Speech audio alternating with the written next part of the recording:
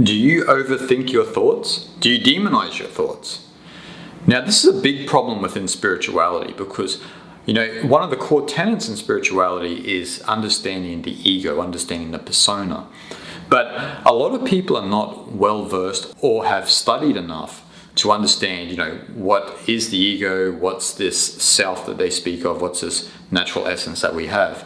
And a lot of people don't have enough information, and so they get into this head game of observing their thoughts and thinking one is the ego and one is the self, and essentially they end up with this internal dialogue and chatter, and also they start to demonize their thoughts as if they shouldn't be thinking, and so forth and so on. So this is where we have this split within our mind, which leads to all sorts of psychosis. This is a big problem in spirituality, specifically in schools of thought such as Advaita Vedanta, because in Advaita Vedanta, one of the practices is self-inquiry. Now, if you don't understand self-inquiry properly or how to practice this, you can end up in all sorts of trouble. And there has been a lot of people in the past who have suffered psychologically from following self-inquiry. Someone might read a book about Ramana Maharishi and they might just think, yeah, I'm going to practice this every day and so forth and so on. But what happens is society is demanding something else from you. You need to actually engage psychologically, and you have to also engage with other people and just life in general. Though you can practice self-inquiry for sure in moments throughout the day, but what you don't want to do is what happens with a lot of, especially Western students who discover Advaita Vedanta. They sit around all day. Who is the one who's thinking this? Who is the one who's thinking this? What is this thought? Is this me? Is this my natural essence? And this and that. It's all a mind trick. The problem here is that people get in this habit where they think they're identifying their thoughts with something called the self. And all that's happening is the ego is in this habit and this trick of identifying the thoughts and so forth and so on. So you begin to get into this habit where then you have this split in the mind. You have this split. Because you're sitting there and you're analyzing your mind constantly and you're saying, is that natural? And is that really a natural thought? And then it gets to the stage where all thoughts are bad. And so we start to demonize thoughts. And then we start to demonize our way of thinking and just our natural psychology. This is problematic. Now, it may work for sadhus and for someone like Ramana Maharishi or Shankaracharya or someone like this who lived a very pure existence. But if you're watching on YouTube, then you have access to a computer, you live in a social setting, and it's much more dynamic than living in the forest and so forth and so on. Living in the forest, being a sadhu or a yogi, and practicing self-inquiry, what else would you do? What else would you do? That's what you do.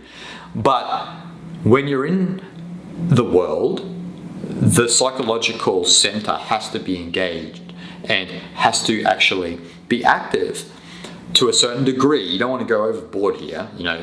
There are limits to everything in moderation.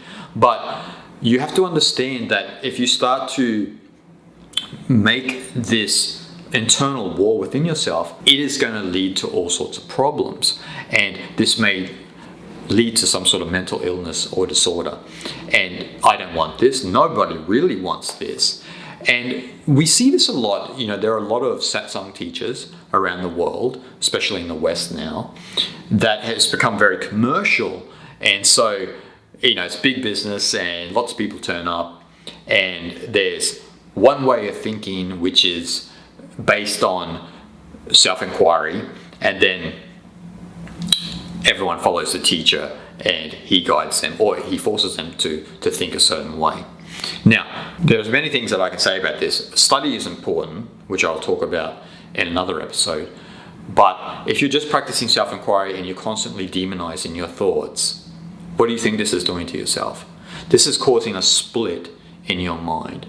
Now, the thing here with self-inquiry is that what needs to be understood is thoughts naturally arise, like anything, like clouds in the sky. They naturally arise. It's how you act upon the thoughts, you know what I mean? So if a thought comes which is say if it's not beneficial for anyone or yourself, but you act upon that thought, then that may lead to harm of yourself and someone else.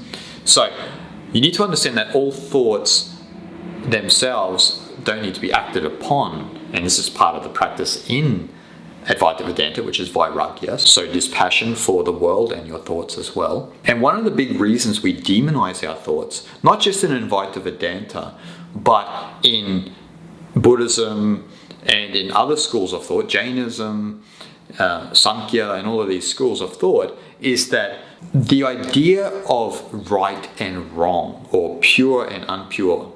So we have this right and wrong mentality built upon the belief system that we follow. So to stick with self-inquiry, you're always supposed to identify with the self, abide in the self if you follow self-inquiry. So abide in the undifferentiated consciousness and constantly observe your mind, viveka, so this ability to discern your thoughts. And so what happens is you start to look at your thoughts and your way of thinking, but then we start to dissect what's right and wrong and so forth and so on in our head. Now, do you see what's happening here? Even your ability to discern, so your ability of looking at your thoughts as right or wrong and looking at your thinking as right and wrong is still the ego. Now, this is going to a deeper level. Now, this is what you're not going to hear at a satsang. Or you're not going to hear this from a teacher who follows a very base understanding of Advaita Vedanta. So, do you see? To get back to what I'm saying, if you're discerning and you are thinking in the sense of right and wrong, this is still a form of thinking and still a form of egohood. You still have a belief of how you should think as opposed to how you should not think, of how the world should be as opposed to how the world should not be. Now, this is why I sometimes mention in my books that Zen Buddhism and Taoism are much more mature paths in some sense, because they can be easier to understand, and also because both paths are not at odds with their own humanity.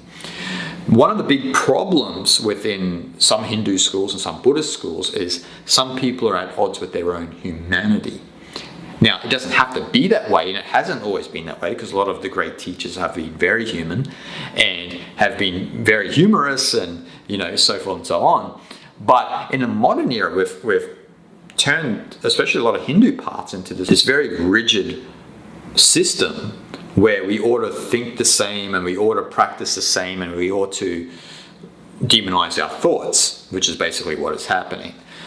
But in Zen Buddhism and in Taoism, there is not this understanding of this ego split. So there's not this idea that there is this authentic self and that there is this ego. It's complicated because as we know in Buddhism, there's the non-self, there's the anatman. So that's the illusion of ego. See, that ego never existed. This is where we need to understand it clearly. The ego never existed. You've always been the self. And this also translates into Advaita Vedanta, but it's not so clear to this point. So all you ought to do is just to be human and just to follow the way, follow the Tao. And in Taoism, it's exactly the same. Taoism speaks about the problem in our mind is actually this ability to discern between right and wrong, which is the word Qing, which comes from Moa's logical theory, which you find in the Zhuangzi. And Zhuangzi himself, being one of the highest sages that have to ever existed, understood this. This is like something creeping in the back door, where we have all these philosophical concepts of how we should behave and how we should act, but we're still discerning between what is right and what is wrong, which still is egohood, and it still is an artificial way of thinking. That's why Qing in the Zhuangzi represents a species-specific essence, and Zhuangzi said a human species-specific essence is the ability to discern between right and wrong, but he said our species-specific essence is flawed. It's a flawed part of the human being, where we get into this idea of right and wrong, which in the end, on a subtle level, is still based on beliefs. Now, from a deeper spiritual perspective, we need to even transcend beliefs. This is some of the higher paths that we discover. You discover this also in Not just Taoism and Zen Buddhism, but you discover it in Shaivism and also other schools of Buddhism. But if we don't understand this, then we get caught in this trap of demonizing our thoughts. This is where all the problems begin. So we can't demonize our thoughts, because once we start to demonize our thoughts, then we start to develop this form of schizophrenia, or this just any sort of craziness that will develop, and we will suffer. There's no doubt about it. Now, what you have to do is get out of this habit of discerning between what is right and wrong. You need to be able to practice self-inquiry purely. Now, self-inquiry, if you do practice self-inquiry, or let's just say if you practice mindfulness, is that everything should just come like clouds in the sky. Now, this is nothing. It's just the nature of the mind is thoughts come. That's the nature of the mind. Even people that you think are enlightened, thoughts still come. They still have interests, they still have likes and dislikes and so forth and so on. They have those things that they resonate with and those things that they don't. This is all part of the human condition.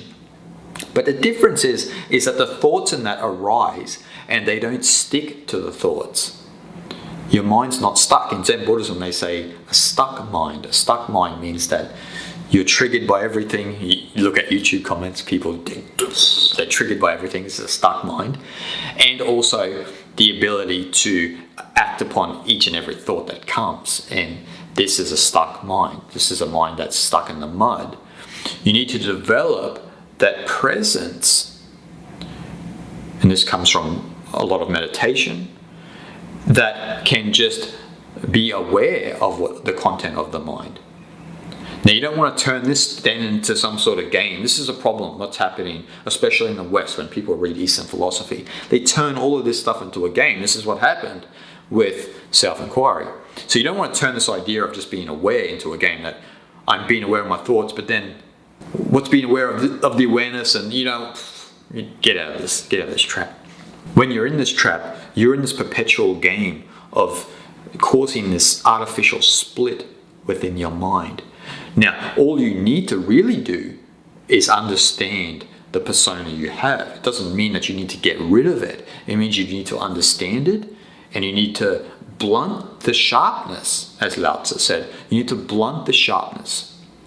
Now, all of our persona and our ego, because it's geared towards the external world, the gravitational pull of the external world, and its own beliefs and its own identification and its tendency towards survival, keeps you in this trap of over-identification with this idea of who you should be and who you think you are, and this over-identification with thoughts. But again, as I said, don't turn this into some sort of mind trick. Just have an ability to observe your mind. Understand that there is nothing wrong with being human.